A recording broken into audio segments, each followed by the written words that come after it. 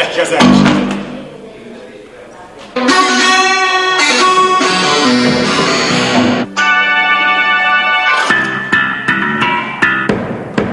Egyes, kettes, hármas, négyes.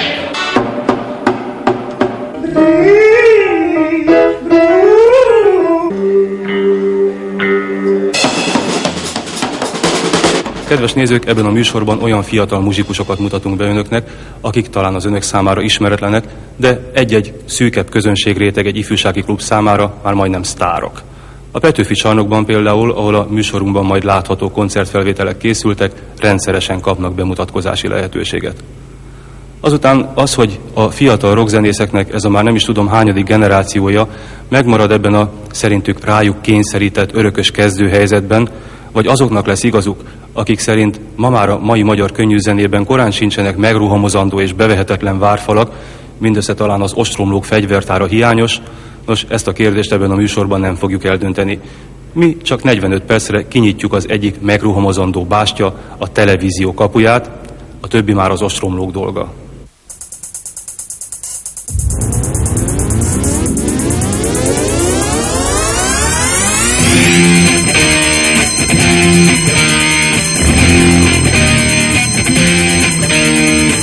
Nehéz majd eladni magát Magyarországon egy beatzenekarnak?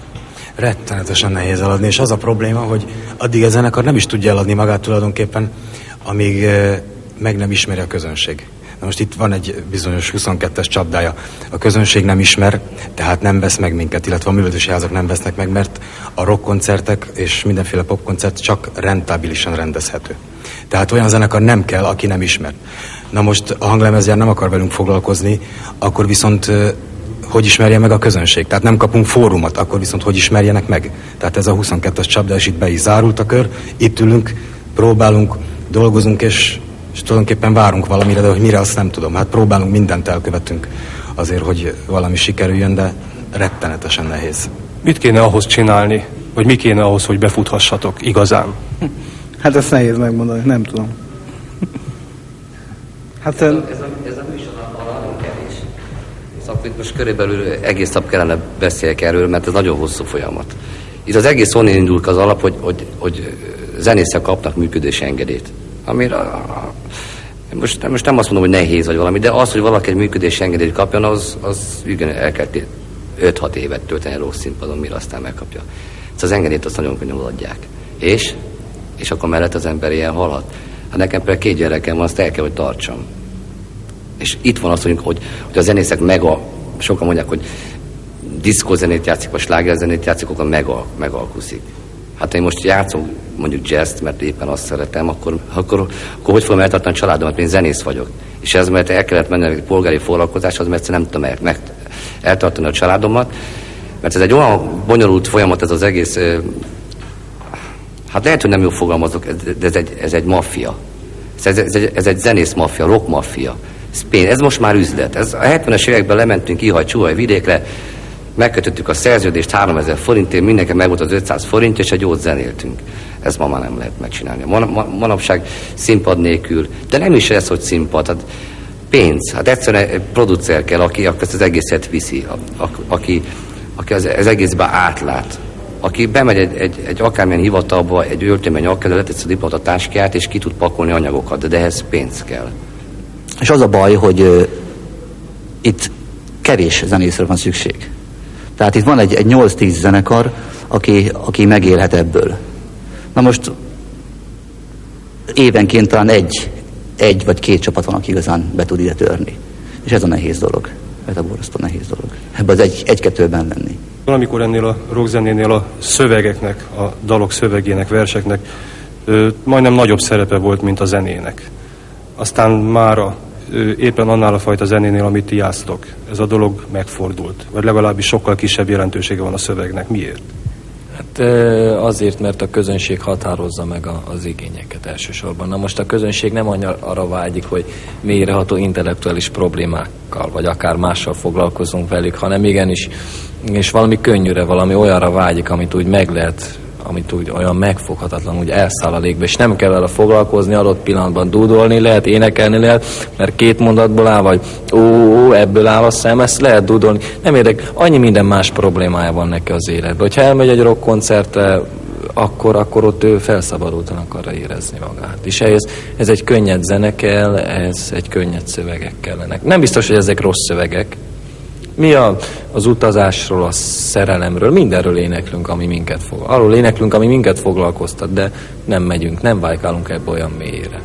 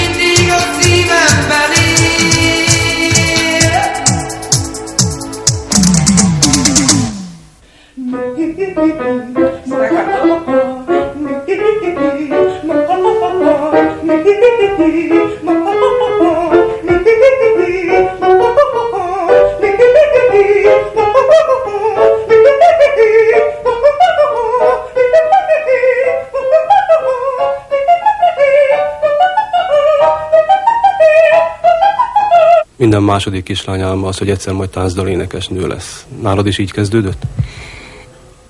Igen.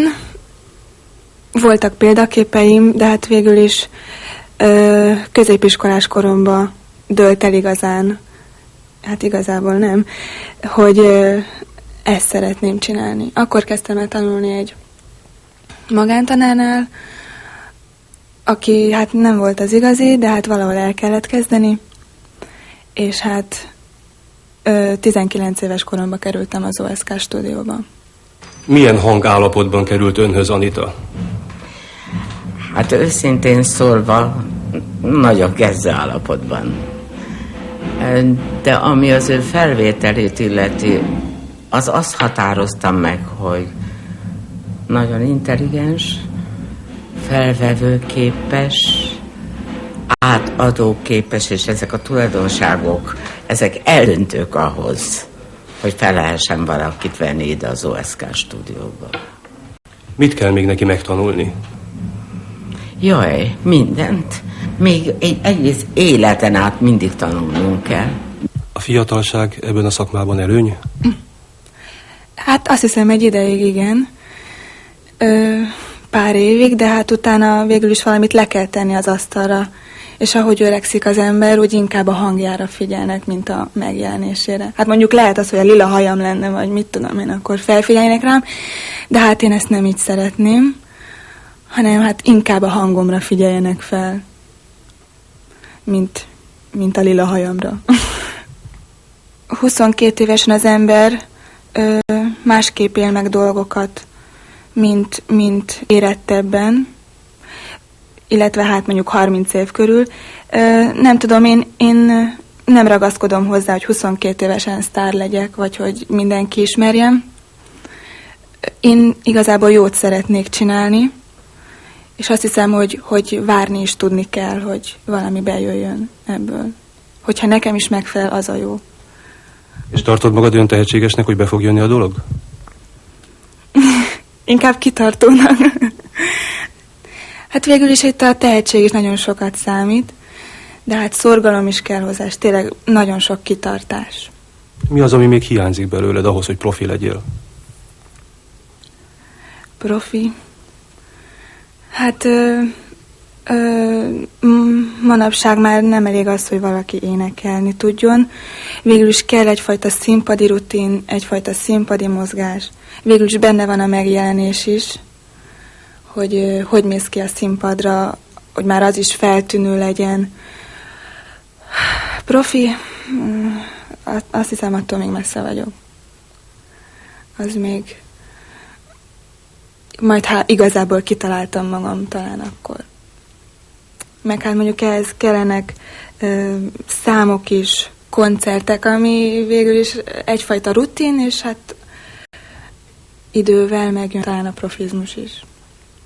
Mi a legszebb álmod, ha elképzeled magad mondjuk 5 év múlva? 5 év múlva? Hát azt hiszem nem nagy képűség, ha azt mondom, hogy legalább 2 nagy lemez. Ez lenne a legtitkosabb álmom. És hogy olyan zenéket, olyan dalokat énekelhessek, ami számomra is megfelelő. És ezt úgy tudjam átadni a közönségnek, hogy ők is érezzenek belőle valamit. Ezek nem apróságok. Hát nem, de hát végül is én úgy tettem fel erre, hát nem is az életem, de hát idáig ezt a 2-3 évet, hogyha én ezzel foglalkozom, akkor én olyat szeretnék csinálni, ami nem mulandó. Tehát meg lehet hallgatni 2 év múlva is.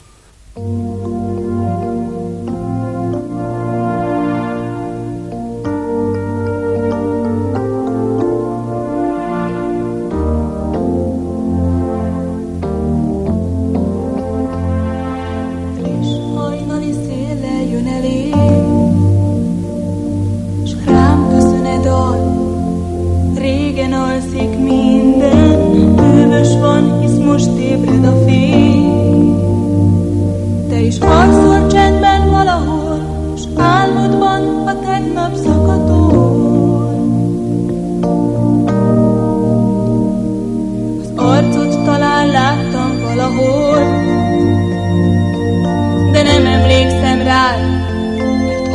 vagy, mint más, vagy mással voltás, nem figyeltem hát.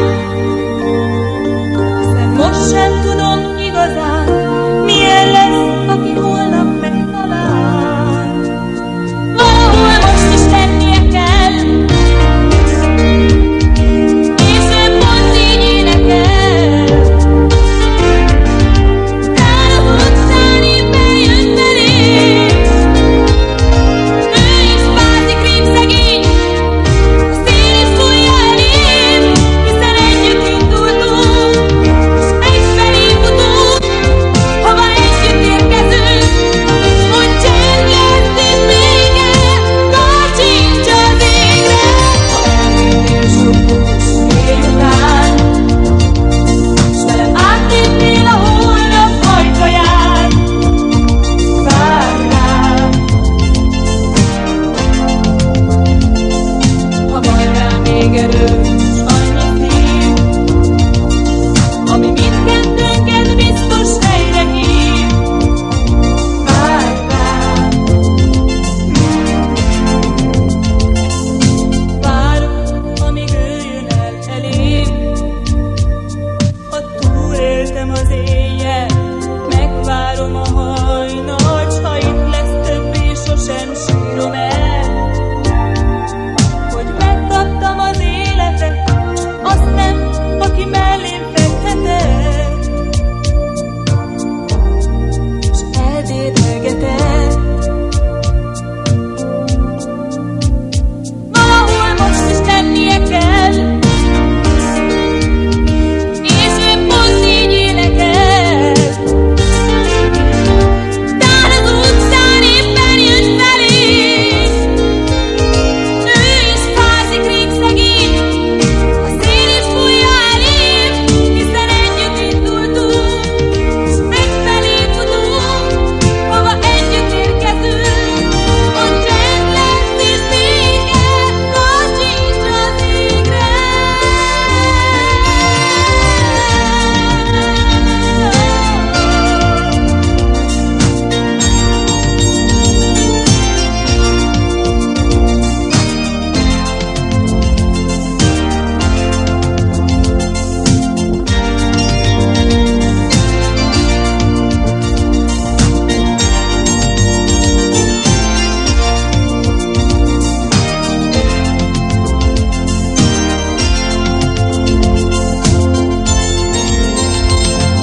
Ha eljönnél sok bús délután, s velem átlépnél a holnap ajtaján, várj rám. Ha van rá még erő, s annyi szív, ami mindkettőnket biztos helyre hív, várj rám. Várj rám.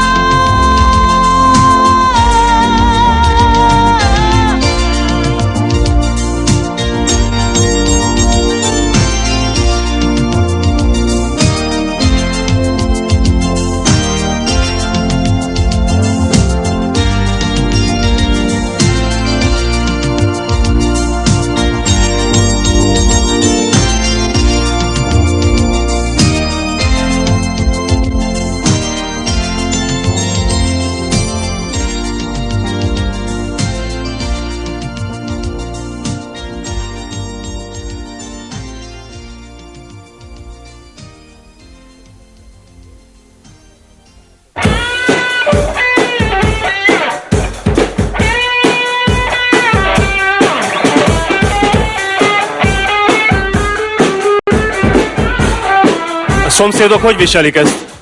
Viselik. Kénytelenek elviselni. Mindig itt szoktatok próbálni ebben a lakásban? Igen, mindig. Nincs más próbáljunk. Érdemes ma még Magyarországon rockzenekart csinálni? Hát ez nézőpont kérdés, a közönség szemszögéből nézve érdemes, mert van rá igény, és pont ez a kihalóban lévő fajta, ez a rockerek azok, akik a legjobban igénylik. Hát művelődési házak szempontjából inkább a diszkó, új hullám, egyéb ilyen zenekarokat szeretik. Ez nem túl divatos ez a kemény zene, amit ti játsztok. Igen, manapság egy kis hullámvölgye van, de megvan a maga közönség ennek is. Ki a ti közönségetek? Akiknek a legtöbb problémájuk van tulajdonképpen, és éppen ezért van fokozottan szükségük ahhoz, hogy tényleg tartozzanak valakihez, és érezzék, hogy van valaki, aki kiáll mellettük, ha más nem, akkor egy rock együttes. És miért könnyebb hozzátok tartozni, mint egy slágerzenét játszó együtteshez? Bizonyos értelemben, hát lelki szempontokat figyelembe véve könnyebb, mert mi jobban meg tudjuk fogalmazni az ő problémáikat, mint egy slágerzenét játszó együttest. Ez a fajta közönség azt igényli, hogy olyan emberek szólnak hozzájuk, aminek ők maguk. Tehát olyan embertől várják és fogadják el azt, amit éppen formába öntünk, amire neki szüksége van, és akitől. És ezt érzik rajtatok, hogy ti olyanok vagytok, mint ők? Látják a viselkedésünkön, az öltözködésünkön is azt, hogy a bulinak vége van, és akkor nem Ford megyünk, hanem buszra felszállunk, és cipeljük a gitárt a hónunk alatt, és elmegyünk. Ezt látják ők is.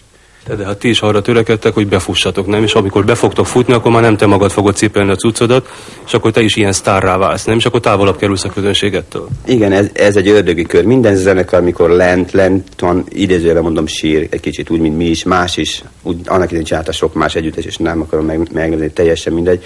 De egy idő után, amikor befutott, ők is nyilvánvalóan ugyanúgy élnek, mint a többiek, és akkor már úgy általában az egész zene pénzenévé megy át, hogy ki szolgálnak közönséget, hogy minél tovább fent maradjunk, hogy minél tovább megéljünk ebből. Szóval esetleg annyi változna meg, hogy ugyan nem mi vinnénk a hangszerinket, meg a hangfalakat nem mi ródolnánk, de ettől ugyanúgy, hogyha volt már olyan, hogy a saját koncertemre tőlem kértek kölcsön egy 20-as, hogy betűnjenek jönni, és persze adtam, és úgy égett a kislány, amikor meglátott, hogy Nini ott van a színpadon, és és volt minden baja, és egy jót rögtünk rajta, és biztos benne, hogy ugyanezt 10 év múlva is megcsinálnám.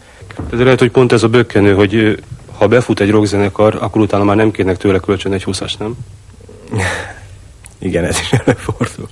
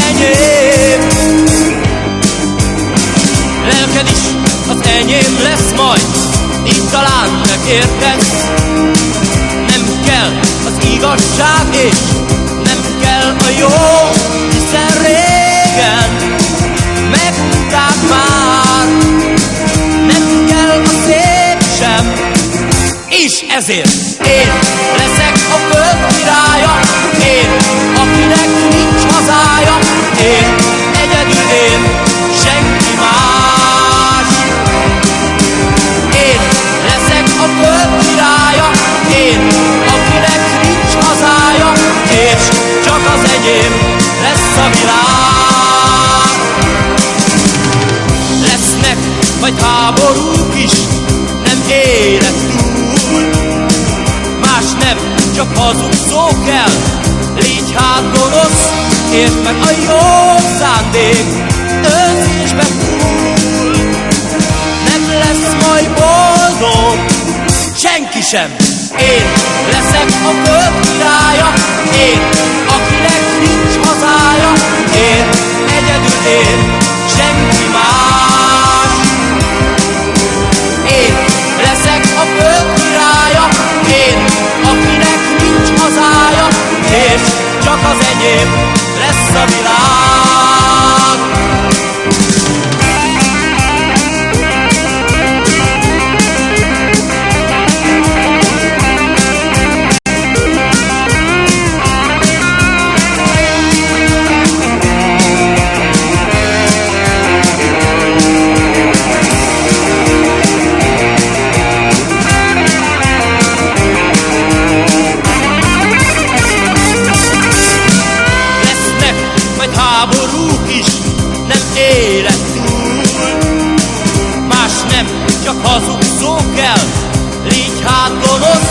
azért, mert a jó szándék őszítsbe fúl.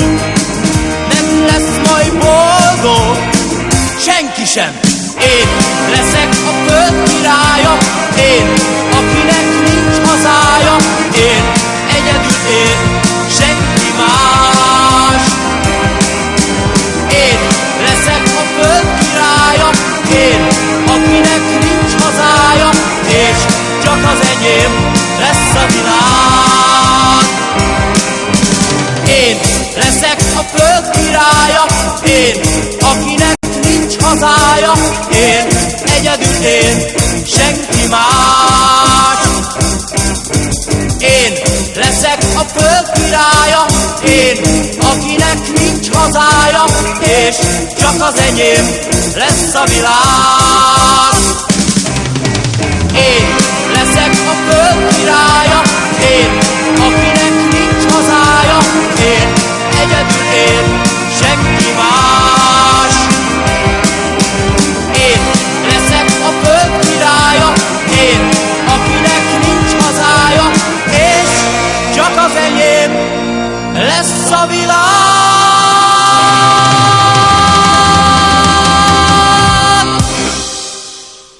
Személyazonosságidban milyen néven szerepelsz? Berencse Attila néven. Akkor ki az a Beri Ari? Hát az nevemből adódóan egy ilyen gúnynévszerű. Gúnynév vagy művésznév? Gúnynév volt eredetileg, aztán rákaptak az emberek, és akkor így lett. A filmekben is ilyen néven szerepelsz? Hát az első filmben ilyen néven, csak aztán kicsit ideges lettem, amikor rosszul írták ki a vászonra, úgyhogy azóta nem nagyon használom.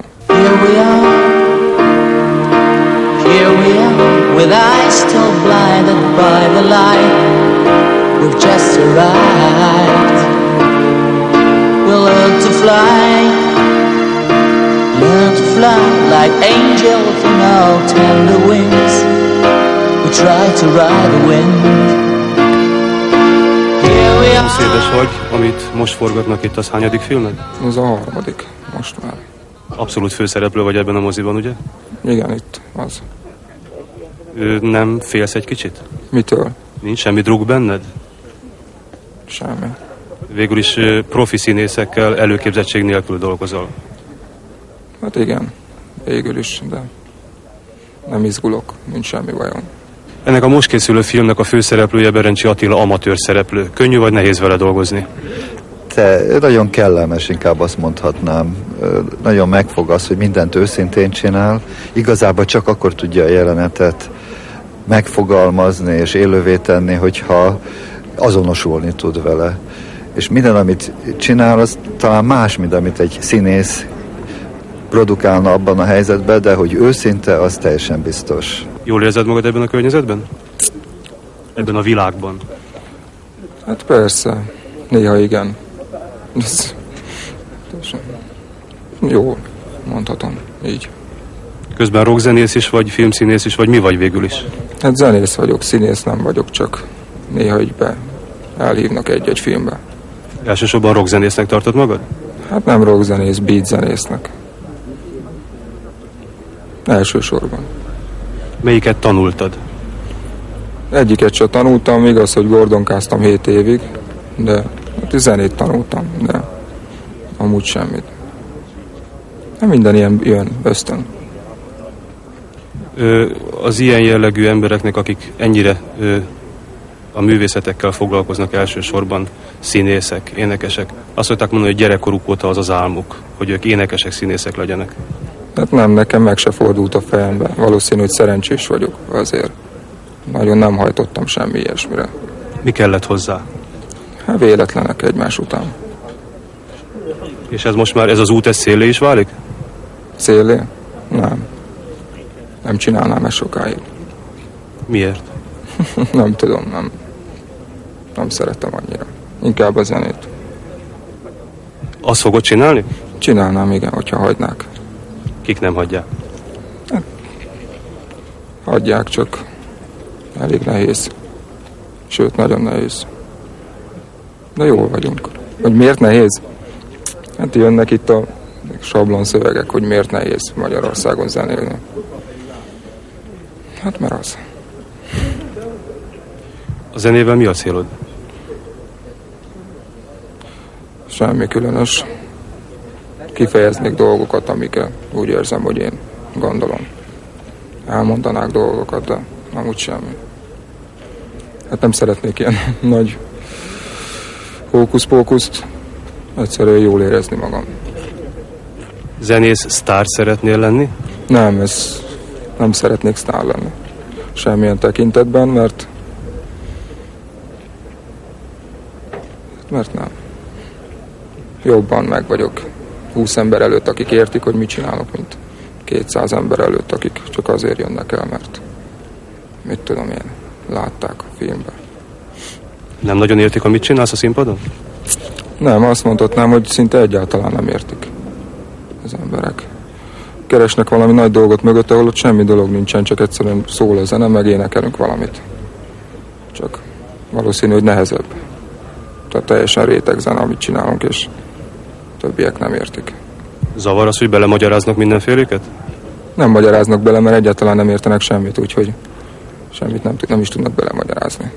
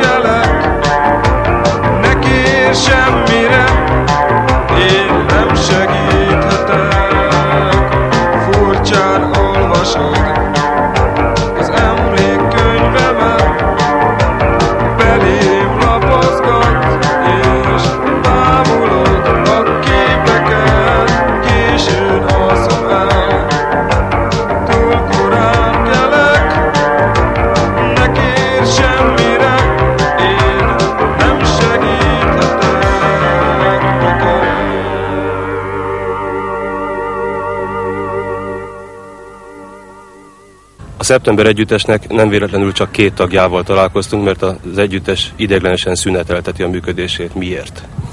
Hát mert december óta a zenekar zenész tagjait tulajdonképpen a Modern Hungária zenekar foglalkoztatja, és őket kísérik. Ilyen idegen légiósokként? Hát pontosan. Miért? Hát azt hiszem, hogy elsősorban anyagi megfontolásai vannak a dolognak. Tudnék, a Szeptember nem tudta eltartani saját magát, ezért kénytelenek voltunk ezt a munkát elvállalni pusztán anyagi megfontolásból, bár hozzá kell tennem, hogy szakmailag is azért nagyon sokat jelent, részint rutinszerzés, részint az ember olyan közökben mozog, ahol szeptemberre nem annyira tudott nagy közönség, turnéjelző dolgok, amik azért tényleg nagy utitomnak az embernek. Hát ezt akartam mondani, hogy végül is valahol azért elismerésként is felfogható az, hogyha az embert egy neves profi csapat foglalkoztatja, nem? Hát igen, ezt végül is azért örömmel is vettük valahol, bár elsődlegesen azért vállaltuk el a dolgot, hogy ebből az anyagi háttérből a Szeptember további működését tudjuk finanszírozni. Te a Szeptember együttesben énekelsz, tehát a Hungáriában nem volt rád szükség háttérzenészként. Ezért most várod a tagokat, illetve a Szeptembernek a régi tagjait is, akikkel majd létrehozod az új Szeptembert, és addig is azért tudod ezt megtenni, mert számítógép oktatóként meg tudod keresni a kenyeredet. Nem gondoltál még soha arra, hogy hát végül is 26-27 éves korotokra már csak be kellett volna jönni valaminek? Ha egyszer eddig nem jött be, akkor mi lenne, hogyha egyszer abba hagynád? Nem tudnám abba hagyni, tehát aki egyszer színpadra lépett, az nem hiszem, hogy nagyon komoly lelki konfliktus nélkül le tudna mondani arról, hogy ezt a munkát befejezze. Ezt az életmódot, aki elkezdte, az... Szóval erről lehetetlen lemondani, én úgy érzem. Az ember annyira benne, hogy 10 éve ezt csinálja, és meghalnék, ha nem csinálhatnám. Szóval ez egy olyan dolog. Hát ugyanakkor megváltoztak a körülmények is már körülöttetek. Szóval most már nem ott tartotok, mint amikor elkezdhetek muzsikálni. Hát igen, mert 26 éves korára az embernek azért családot kell alapítani. Nem kell, de ez óhatatlanul összejön általában. Gyerek van. Úgyhogy az elég komoly elfoglaltságot jelent. Na most... Mit változtat meg ez a tény, hogy családod van? Hát sok mindent megváltoztat, az embernek az egész hozzáállását megváltoztatja.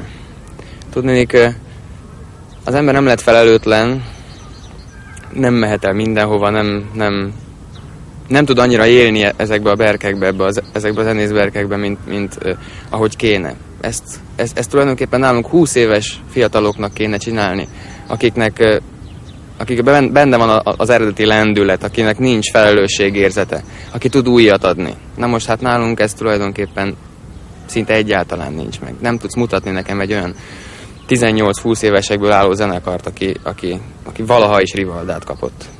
Ezek szerint ez a magányosok szakmája lenne? Hát igen, nekik könnyebb. És mi is akkor voltunk igaziak, amikor még felelőtlenek voltunk és magányosak. Egy fiatal családanya hogyan éri meg azt a dolgot, hogy a férje sokkal gyakrabban és hosszabb ideig van távol, mint hogyha valamilyen normális polgári foglalkozása lenne?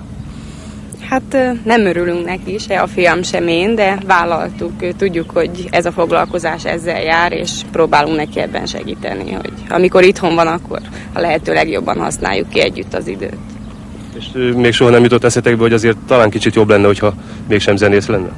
Hát de igen, néha eszünkbe jut, azt hiszem, amikor esténként egyedül vagyunk otthon, vagy éppen szükség lenne egy férfi kézre, de megszoktuk, már volt időnk rá, hogy megszokjuk, most már évek óta ezzel foglalkoznak, és én örülök is neki egy kicsit, hogy ezt a pályát választották, és hogy nagyon-nagyon sok munkát belefektetnek.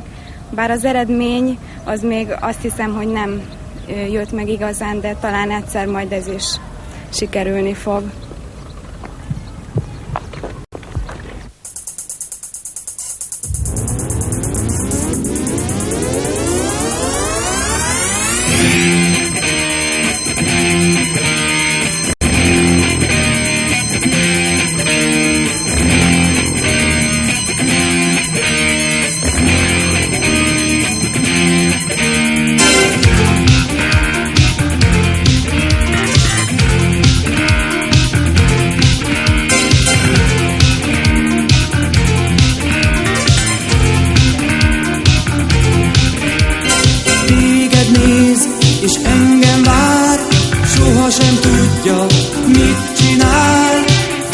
súgja